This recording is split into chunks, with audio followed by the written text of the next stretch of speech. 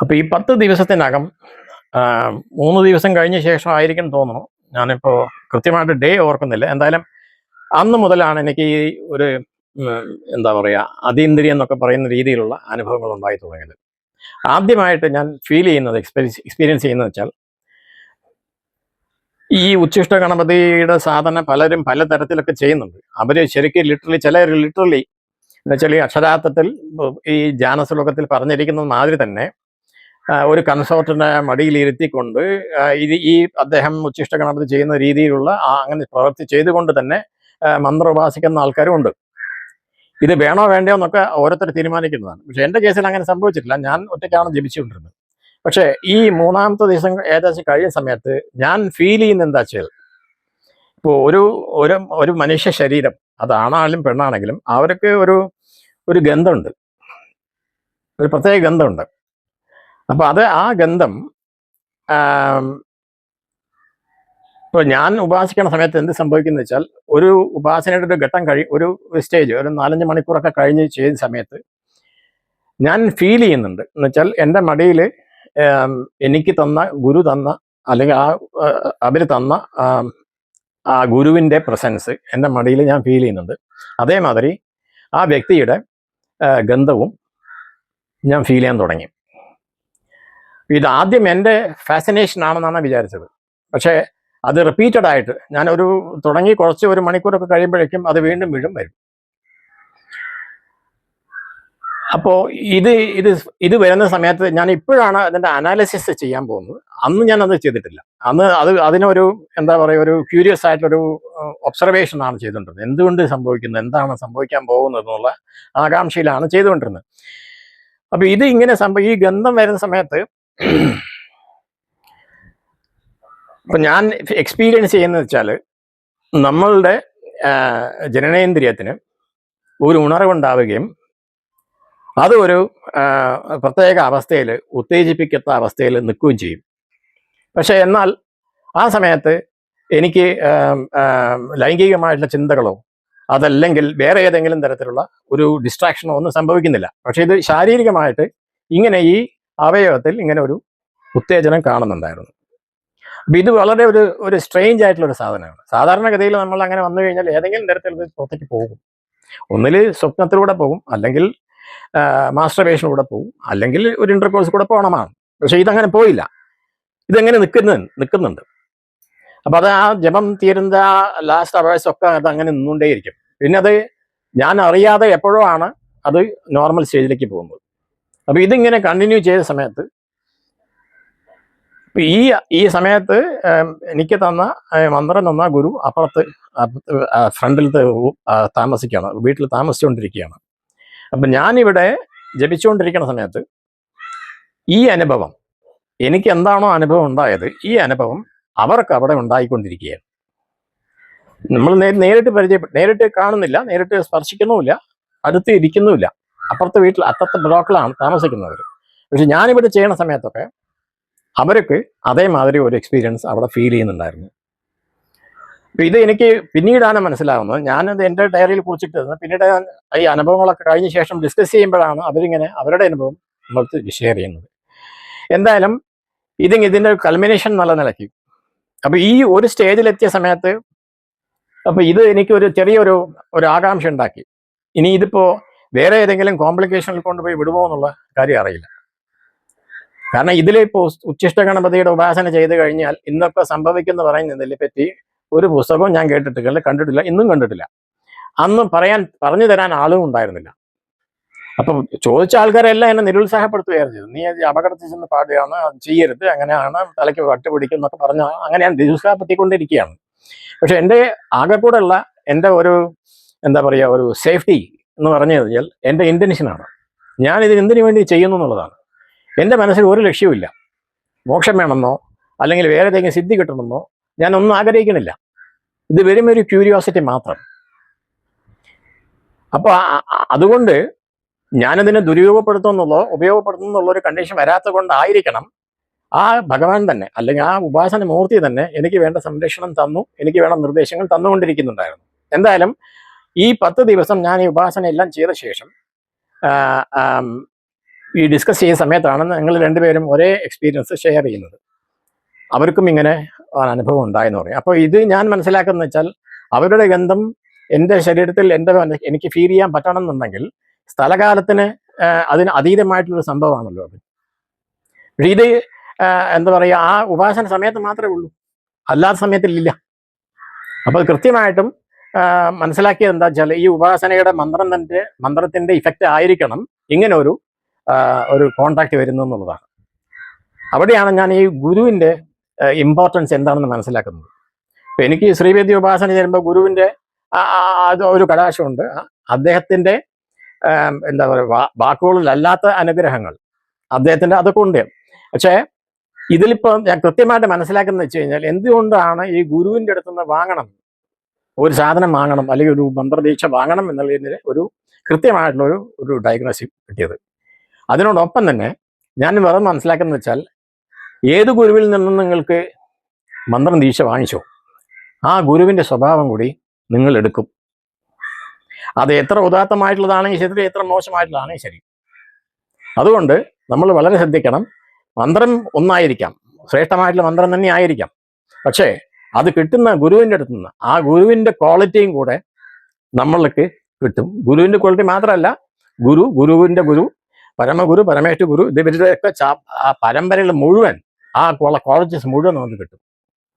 ഉദാഹരണത്തിന് ഒരു കമേഴ്ഷ്യലായിട്ടുള്ള ഒരു ഗുരു, ഇന്നത്തെ കാലത്ത് കുറേ പേരുണ്ട് കമേഴ്ഷ്യലായിട്ടുള്ള ഗുരുക്കന്മാരുണ്ട്. അപ്പോൾ ആ കമേഴ്ഷ്യലായിട്ടുള്ള ഗുരുക്കന്മാരുടെ അടുത്ത് മഹാഷോഡശി തന്നെ ആയിരിക്കാം, മന്ത്രത്തിന് കുഴപ്പമൊന്നുമില്ല, അത് ശ്രേഷ്ഠമായിട്ടുള്ള മന്ത്രം തന്നെയാണ്. പക്ഷേ ആ ഗുരുവിൻ്റെ അടുത്ത് കിട്ടുന്ന സമയത്ത്, അതിന് കമേഴ്ഷ്യലായിട്ടുള്ള ഒരു ഗുരുവിൻ്റെ അടുത്ത് കിട്ടുന്ന സമയത്ത് ഈ ഡിസൈപ്പിൾ, ഈ ആരോ ആണോ വാങ്ങിച്ചിരിക്കുന്ന ആ സാധകന് തീർച്ചയായിട്ടും ആ ഗുരുവിൻ്റെ മെൻറ്റാലിറ്റി ഉണ്ടാവുന്നുള്ള യാതൊരു സംശയം വേണ്ട. അതങ്ങനെയാണ്. അതുകൊണ്ട് ഗുരുക്കന്മാരെ സെലക്ട് ചെയ്യുന്നതിന് മുമ്പ് നമ്മൾ വളരെ ആലോചിക്കണം. മന്ത്രത്തിന് മാത്രമല്ല പ്രാധാന്യം, അതിനേക്കാട്ടിലും പ്രാധാന്യം അദ്ദേഹത്തിന് ക്വാളിറ്റിയാണ്. അപ്പോൾ ഉപദേശിച്ച് തരുന്ന കാര്യത്തിനെ അനുഷ്ഠിക്കുന്ന ഒരാളായിരിക്കണം, അല്ലെങ്കിൽ ആ അനുഷ്ഠാനത്തിൽ പ്രാവീണ്യം നേടിയ ഒരാൾ, അല്ലെങ്കിൽ അനുഭവസ്ഥനായിട്ടുള്ള ഒരാൾ വേണം ഗുരുവായിട്ട് വരാൻ. അങ്ങനെ അല്ലാതുണ്ടെങ്കിൽ ഇതുകൊണ്ട് വലിയ പ്രയോജനമൊന്നുമില്ല. അപ്പൊ ഇത് ഓഫ് ദ ട്രാക്കാണ്. ഞാൻ പറഞ്ഞു വരുന്നത് ആ ഗുരുവിന്റെ ഇമ്പാക്ട് എന്താണെന്നുള്ളതാണ്. പക്ഷെ ഇപ്പൊ എന്താ സംഭവിച്ചു കഴിഞ്ഞാൽ, ഇത് ഒരു ഭാഗം എന്ന് വെച്ചാൽ ഈ സാധനയുടെ ഒരു ഭാഗമാണ്. നമുക്ക് ചില അനുഭവങ്ങളൊക്കെ ഉണ്ടായി, ഈ ഇങ്ങനത്തെ ഒരു എക്സ്റ്റാറ്റിക് സ്റ്റേറ്റിലേക്ക് നമ്മൾ പോകുന്നുണ്ട്. പക്ഷെ ഇതൊന്നും എന്താ പറയുക, ഒരു സ്ഥായിയായിട്ട് നിൽക്കുന്നില്ല. മന്ത്രം ജപിച്ച് കഴിഞ്ഞ് പിന്നീട് ഒരു അരമണിക്കൂർ കഴിയുമ്പോഴേക്കും you fall back to old self. അപ്പൊ ഇതൊരു ഇൻഡ്യൂസ്ഡ് സ്റ്റേറ്റ് ആണ്. അപ്പോൾ മന്ത്രങ്ങളെല്ലാം തന്നെ നമുക്ക് ഇൻഡ്യൂസ്ഡ് സ്റ്റേറ്റ് ആയിട്ടുള്ള ഒരു അവസ്ഥ മാത്രമേ തരുന്നുള്ളൂ എന്നല്ലാണ്ട് സ്ഥായി ആയിട്ടുള്ള ഒരു ചേഞ്ച് നമുക്ക് തരുന്നില്ല.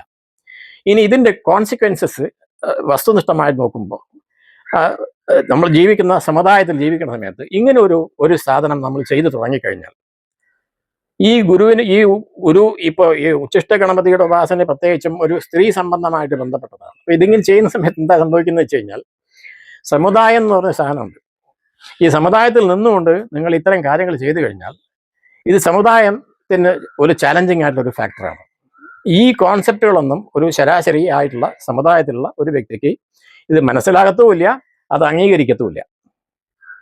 അപ്പോൾ നമുക്ക് കിട്ടിയിരിക്കുന്ന ഗുരു സ്ത്രീ ആണെങ്കിൽ, ആ സ്ത്രീ വിവാഹിതരാണെങ്കിൽ, അല്ലെങ്കിൽ കല്യാണം കഴിക്കുന്ന അല്ലാത്ത ആളാണെങ്കിൽ പോലും നമ്മൾ തമ്മിലുള്ള ബന്ധം, ഈ ഗുരുവും ശിശുവും തമ്മിലുള്ള ബന്ധം വേറൊരു തലത്തിലാണ് പോകുന്നത്. അതിൽ ശാരീരികമായിട്ടുള്ള അതിൻ്റെ ഘടകം കൂടി ഉണ്ടാവും. അതില്ലാതെ ഒരു ബന്ധം ഉണ്ടാകാൻ പോകുന്നില്ല. പിന്നെ അതിനെ നമ്മൾ ദിവ്യവൽക്കരിക്കേണ്ട കാര്യമില്ല എന്ന് മാത്രമേ ഉള്ളൂ. അപ്പോൾ അങ്ങനെ സംഭവിക്കുന്നപ്പോൾ പ്രായോഗിക തലത്തിൽ എന്താ സംഭവിക്കുന്നത് വെച്ച് കഴിഞ്ഞാൽ, ഇത് ഒരുപാട് മിസ്അണ്ടർസ്റ്റാൻഡിങ്സ് ഉണ്ടാക്കുന്നുണ്ട്, തെറ്റിദ്ധാരണകൾ നമ്മളുടെ കൂടെ ജീവിക്കുന്ന ആൾക്കാരിലും നമ്മൾ ചുറ്റും ജീവിക്കുന്ന ആൾക്കാരിലും നമ്മളെ നിരീക്ഷിക്കുന്ന ആൾക്കാരിലും ഒക്കെ ഒരുപാട് ഡിസ്റ്റർബൻസ് ഉണ്ടാക്കും. ഇത് നമ്മുടെ ജീവിതത്തിന്റെ സമനില തെറ്റിക്കും. ഇപ്പോൾ എൻ്റെ കേസിൽ അങ്ങനെ സംഭവിച്ചു. ഗുരു ആയിട്ടിരിക്കുന്ന അവർ ഓൾറെഡി വിവാഹിതയായിരുന്നു. അപ്പോൾ അവരുടെ ആ ബന്ധം, അവരുടെ കുടുംബവുമായിട്ട് ബന്ധം, ഞാനുമായിട്ടുള്ള ബന്ധം, ഇതെല്ലാം ഒരു തലത്തിലെത്തിയ സമയത്ത് അതൊരു പ്രശ്നമായി മാറി. കാരണം നമ്മളെ സംബന്ധിച്ചോളം ഈ ഗുരുവും അല്ലെങ്കിൽ ആ ഗുരു തന്നിരിക്കുന്ന മന്ത്രത്തിന്റെ ദേവതയായിട്ടിരിക്കുന്ന ആളത്ത് എപ്പോഴും നമ്മൾ അടുത്തിരിക്കാൻ ആഗ്രഹിക്കും. അതാണല്ലോ ഉപാസന എന്നുള്ള അർത്ഥത്തിൽ.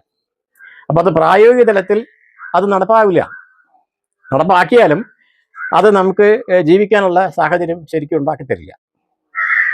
അപ്പൊ ഇത് ഞാനൊരു എന്താ പറയാ, ഇത് പറയാൻ കാരണം എന്താ വെച്ച് കഴിഞ്ഞാൽ, ഏത് സാധനം എടുത്താലും അത് നമ്മളുടെ ആന്തരികമായിട്ടുള്ള അനുഭവങ്ങളല്ലാതെ ബാഹ്യമായിട്ടുള്ള ചില മാറ്റങ്ങളും ഉണ്ടാക്കും.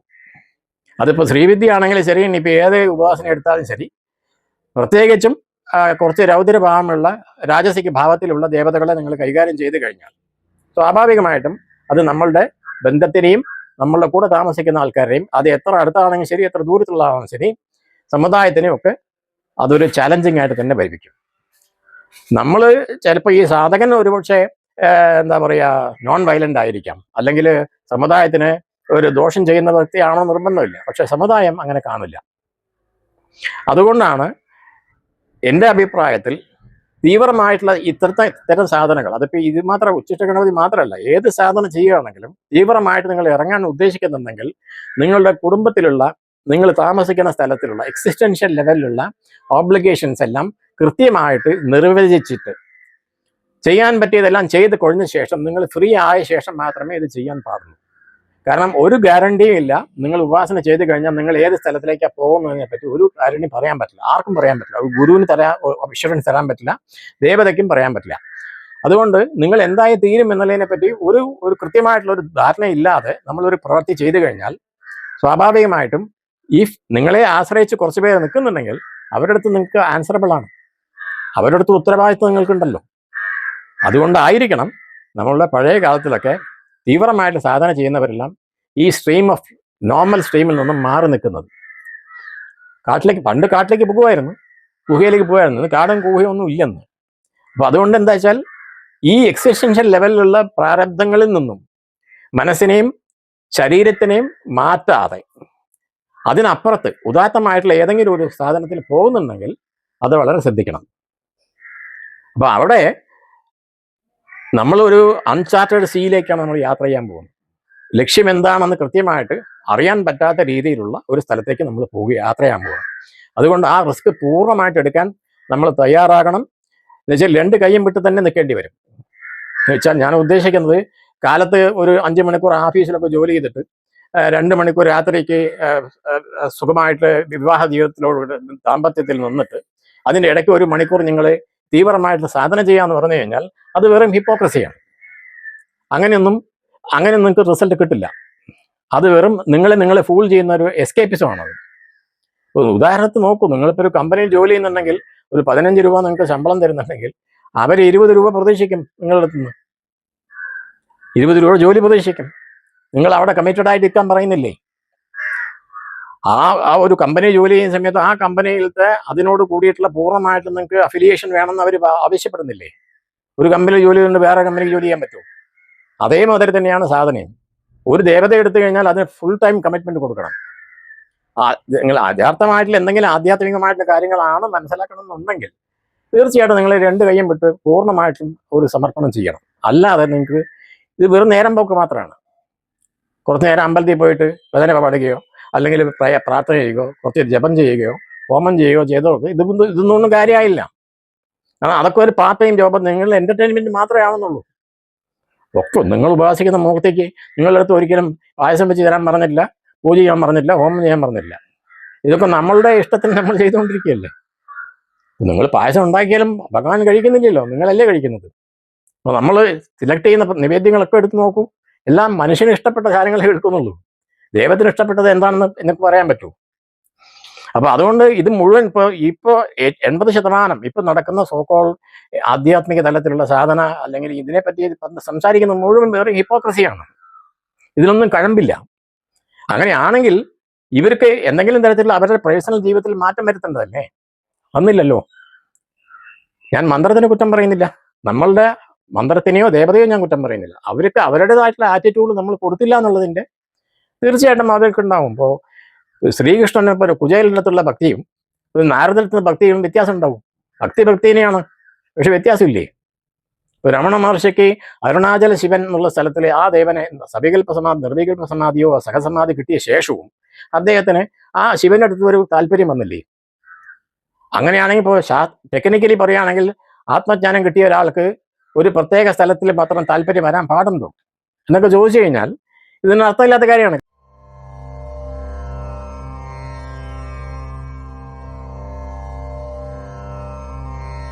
ഓ